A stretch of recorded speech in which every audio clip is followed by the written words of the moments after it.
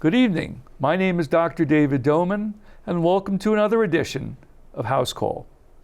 The topic tonight is menopause.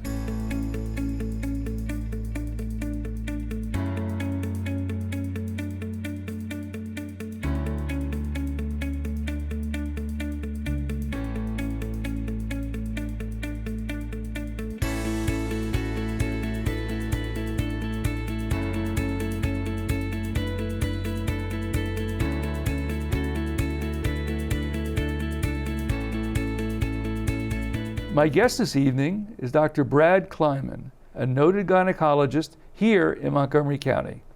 Brad, welcome to Housecall. Thank you. Thanks for having me. So, briefly tell our viewers about your professional background.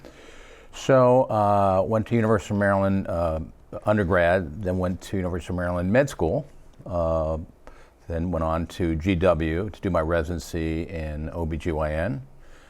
Went out in practice in 1980 and have been in private practice since and do most of my work out of Holy Cross Hospital. Very nice, very nice.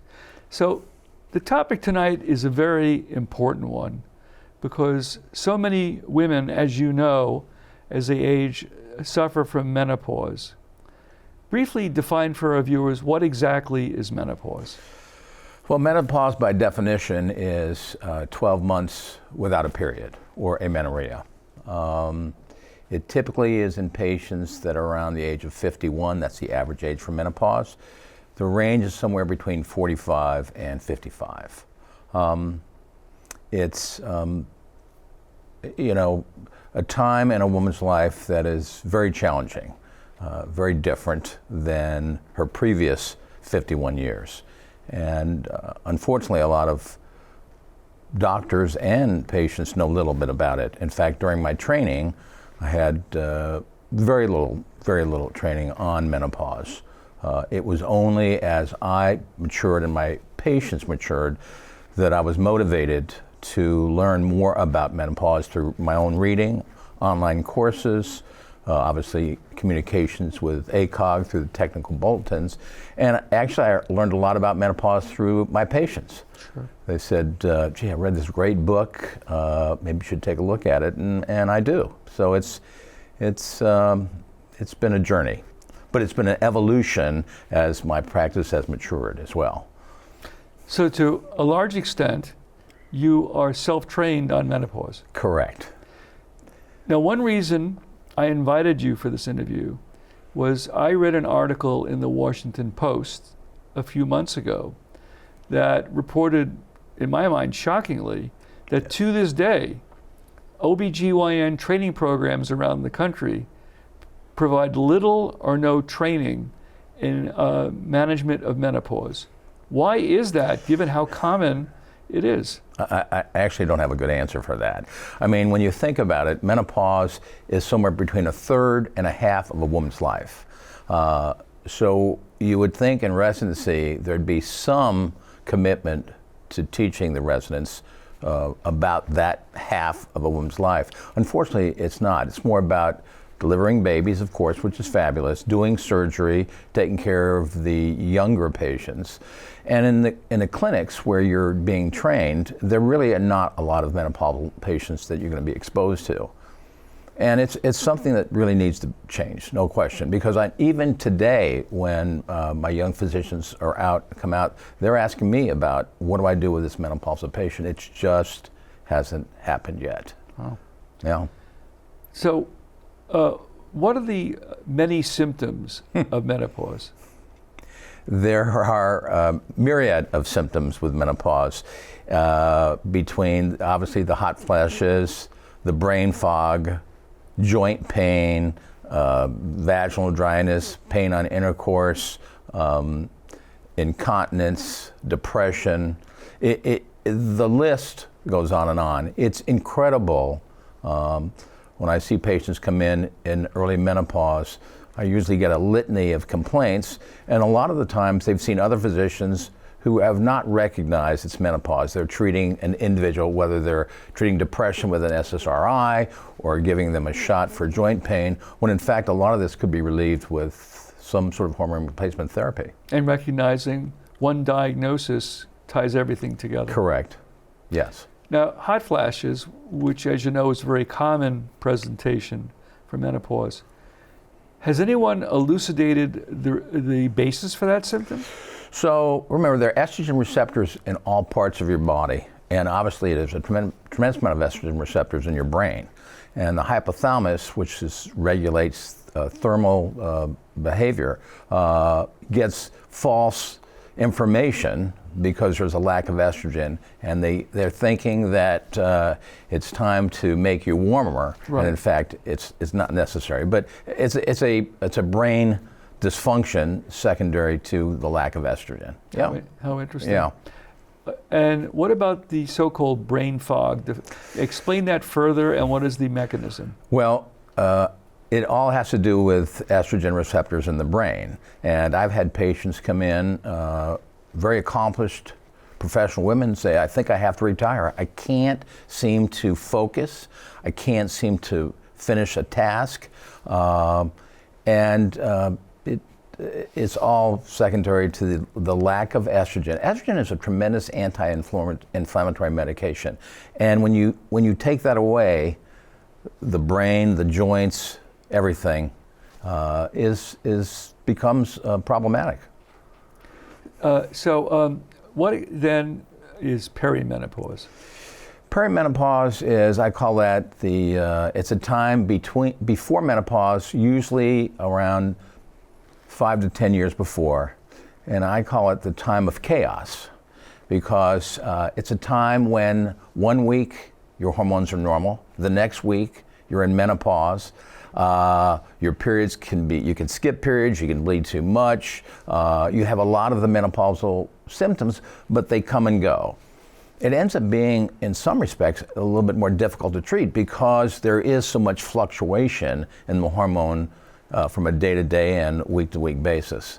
But it can be as challenging, and sometimes more challenging than menopause. And these are sometimes young women. These are women in their 30s, mid-30s, late 30s, and they're coming in and going, what is going on here? Yeah. Have you found over the course of your career that the age of perimenopause, and by extension the age of menopause, has changed? I don't really think it has. When I look at the data, it seems to be pretty much set at around 51 being the average age. I think that women are living longer, and of course they live longer than men, so I think the symptoms of menopause has started to create more of a focus on how to deal with it and how they deal with the second half of their lives sometimes.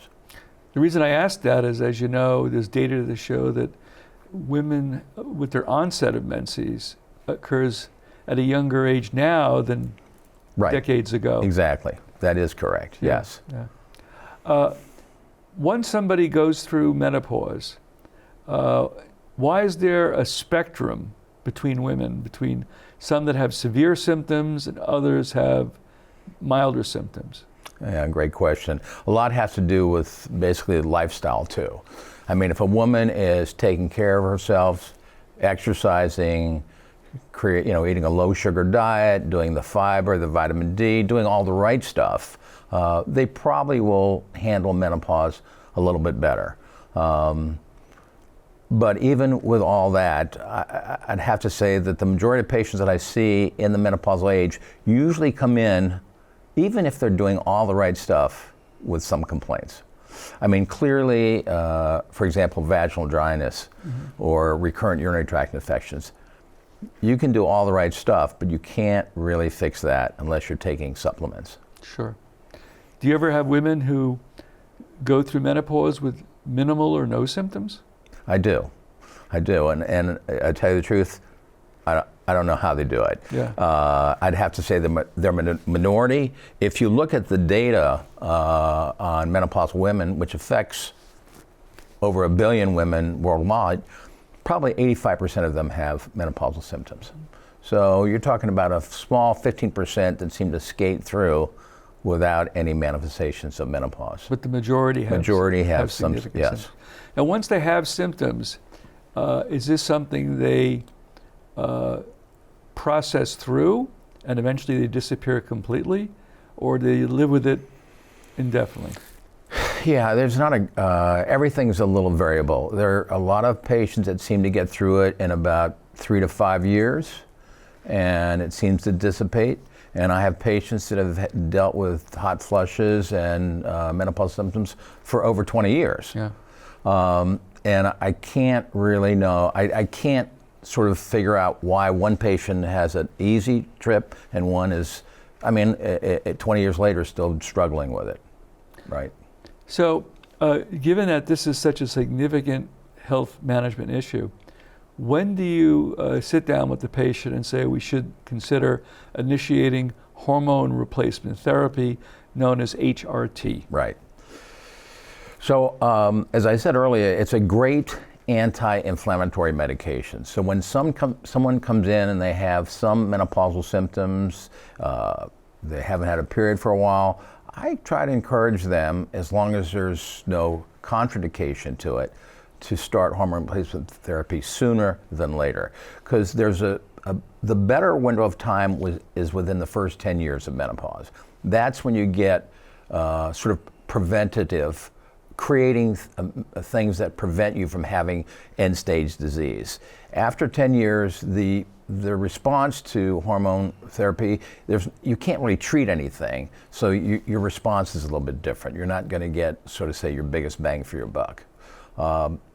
And so I try to encourage patients to do it earlier. In fact, in my perimenopausal patients, if they're struggling, I put them on some sort of replacement. And what kind of response do you tell the patient to anticipate? So most of the patients, when I put them on hormone replacement therapy, I tell them there can be some complications in terms of breast tenderness. You can have some initial bleeding. So you have to get a little bit of time. I ask them to come back in 2 or 3 months, check their levels, see how they're doing, and listen to them. How are you feeling? Do you feel like this is working? And I'd have to say the majority of patients are usually pretty happy with it. Mm-hmm. Yeah. Now, of course, we have the abbreviation HRT. Explain to our viewers, are you giving one hormone, a combination of hormones? Great question. For HRT, hormone replacement therapy, the ovaries produce 3 hormones. Obviously, everybody knows about estrogen, progesterone, and testosterone. The ovaries do make testosterone as well. Mm-hmm. If a patient has a uterus, you're sort of obligated to give progesterone with the estrogen to counteract the effect on estrogen on the uterus itself in terms of potential risk for endometrial cancer. So I usually start with estrogen and progesterone. And there are a litanies of ways to give it. You can give it orally, you can give it with creams, you can give it with patches. I usually like to give progesterone orally at bedtime because it seems to help with sleep. And for the vaginal issues, I usually use either a vaginal cream, a vaginal pill, or they have vaginal rings. These are all things that are available to the patients. Some of them are made through the pharmacy, and some of them are made through compounding pharmacies as well. Excellent reply. We're going to pause briefly for a public service announcement. More with my guest, Dr. Brad Kleinman, and the topic tonight is menopause. We'll be right back.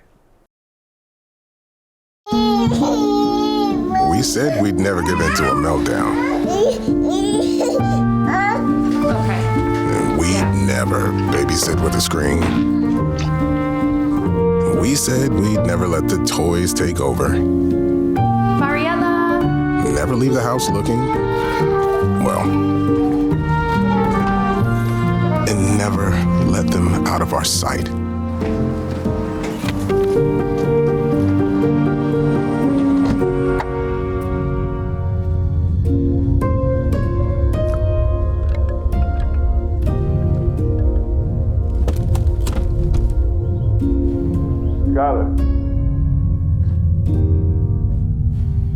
Skylar, come here.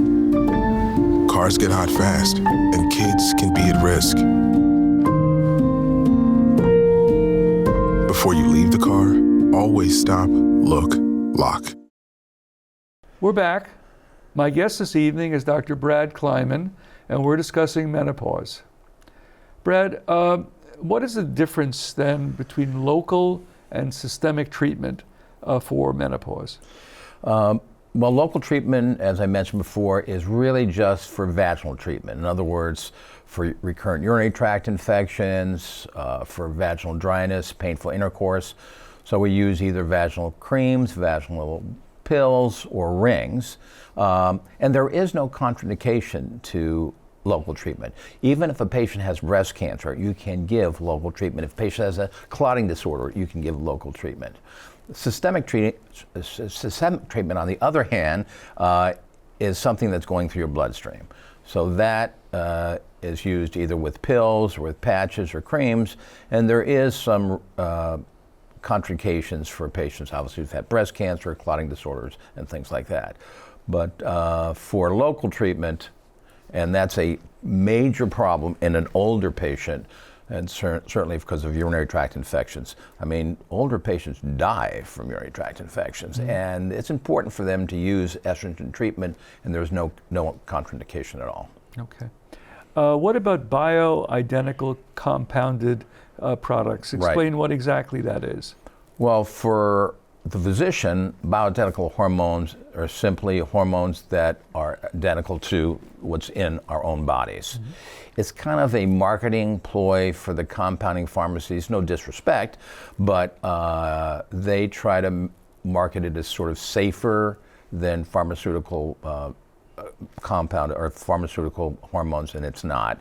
It's just that the nice thing about compounded bioidentical hormones is it can be compounded to a particular patient. So if I'm having problems getting the right sort of dosing through pharmaceutical hormones, I can go to a compounding pharmacy, and they have some stringent guidelines. The ones that we use are very good, and they can compound these pharmacies particular for that patient, and it actually has worked out pretty well. How interesting. Yeah. Now, you had mentioned earlier testosterone. Yes. Being a minor hormone secreted by the ovaries. Yes. Do you ever prescribe that as part of your broader therapy for menopause? I do. Testosterone, unfortunately, the FDA doesn't have an approved testosterone medication for women. By the way, it does have approved medications for men, just throwing that out there. Good, yeah. But for women, we use it off-label. And it seems to help patients with libido, muscle mass, bone health, and brain fog. So what I'll do is I'll have a patient come back after a couple months on the estrogen progesterone. I say, how are you doing? And some of them will complain, my libido is not where it used to be, or I still feel like I'm having a little bit of a brain fog. And we do add testosterone, compounded testosterone. You can actually get it in a cream or a pellet, a subcutaneous pellet now, and it seems to help a lot of these patients. Interesting. Yeah. Interesting. Now there is, as you know, a term that we use colleague to colleague when we describe patients, and we say postmenopausal female. And there is some difference as opposed to someone who's not menopausal, for example, when it comes to risk for heart disease, as well as osteoporosis. Right. So explain to our viewers what is the difference being premenopausal and postmenopausal for heart disease and osteoporosis. Well, let me start with the easy one, osteoporosis. Okay, Right. First of all, postmenopausal is really anything after a woman's sort of gone through symptomatic menopause. So all women are postmenopausal for the rest of their lives. Right. Osteoporosis, of course, is bone health, and that estrogen receptors are there as well. Estrogen usually will prevent or improve bone health simply by going on hormone replacement therapy. So that's critical. There was a study, and I guess I can get into that a little bit later if you want me to, but for cardiovascular disease, it seems to be helpful for the first 10 years for hormone replacement therapy. After that, there is some it's not quite as successful in terms of helping cardiovascular disease. So I think that has to be sort of discussed on an individual basis with a patient who wants to come in after that 10-year window and go on hormone replacement therapy. But certainly for the first 10 years, it's helpful for both cardiovascular disease and clearly for osteoporosis as well. Yeah. So many women, as you know, are reluctant to initiate hormone replacement therapy. Yeah. Why is that? I hear it every day in my office. So in 2002, there was a study, the Women's Healthcare Initiative. The study was really about cardiovascular disease and estrogen therapy. It really wasn't about necessarily hormone replacement therapy and menopause. And they divided this study into two groups, women that had a hysterectomy and women that did not. The women that did not, they got estrogen and medroxyprogesterone, which we don't use for hormone replacement therapy. And the other ones just got estrogen. The average age of these patients was around 62, 63, well past the menopause. And what they stopped the study after a couple of years in the patients that were taking medroxyprogesterone and estrogen because they said there was a 20% increase of breast cancer. Now that was the relative risk. If you looked at the absolute risk, which is really what you're looking at, was about 1 in 5,000 or 1 maybe in 6,000. So it wasn't dramatic at all.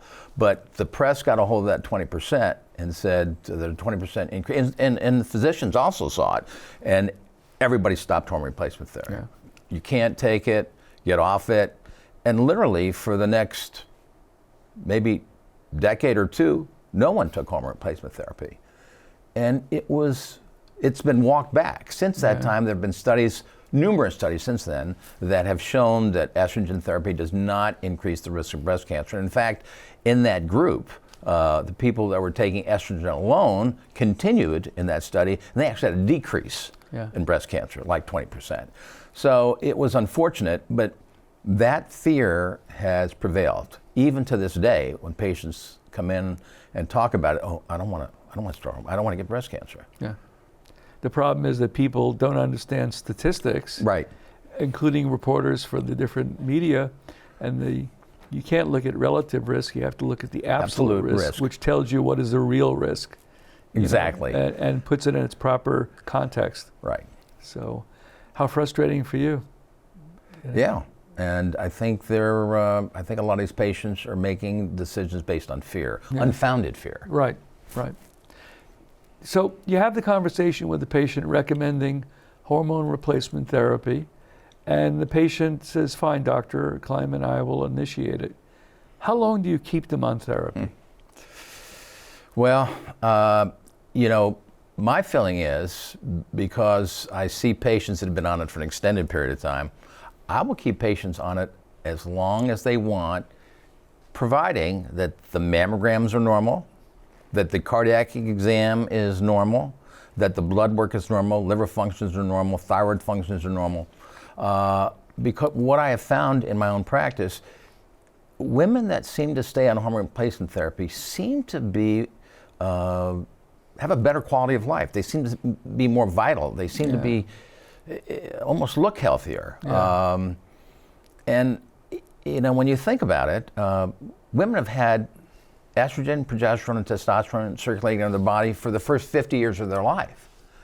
So why are we stopping it at that point? Why not continue it until quite frankly, as long as everything's okay and there's no contraindication, to the end of life? There's a quality of life issue here. But I think it has to be discussed with a doctor, and there has to be some risk-benefit discussion, like, okay, tell me about what's going on with your heart health, and what did you get your last mammogram, things like that. I have patients that have been using it for 20 and 30 years. Wow. And they look great. Yeah, good for you. Let's go to the other extreme. Do you ever say to a patient, I don't recommend HRT? Yes. Yeah, unfortunately, a woman who's had breast cancer, that's a hard stop for me. I'm not going to put her on hormone replacement therapy. Patients that have cardiac disease, I won't put them on hormone replacement therapy. Liver disease, blood clotting disorders.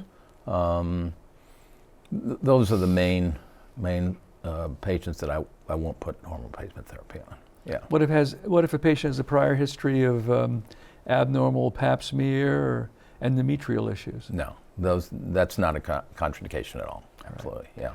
Yeah. So if is there an age limit where you will initiate therapy? Well, I like to initiate therapy, as I said before, in the first 10 years.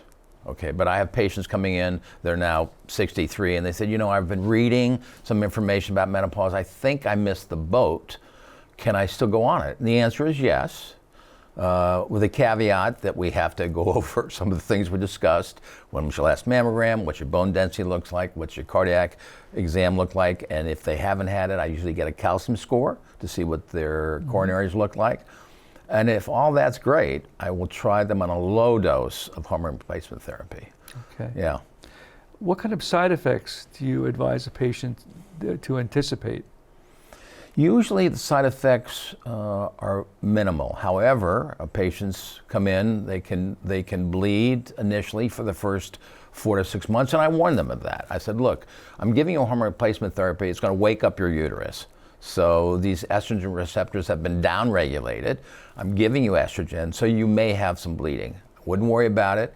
As long as it stops after 4 to 6 months, I'm fine. If it continues after that, then of course I have to do an ultrasound to evaluate the endometrium, and if necessary, do an endometrial biopsy. Some of the other things, common things, are breast tenderness.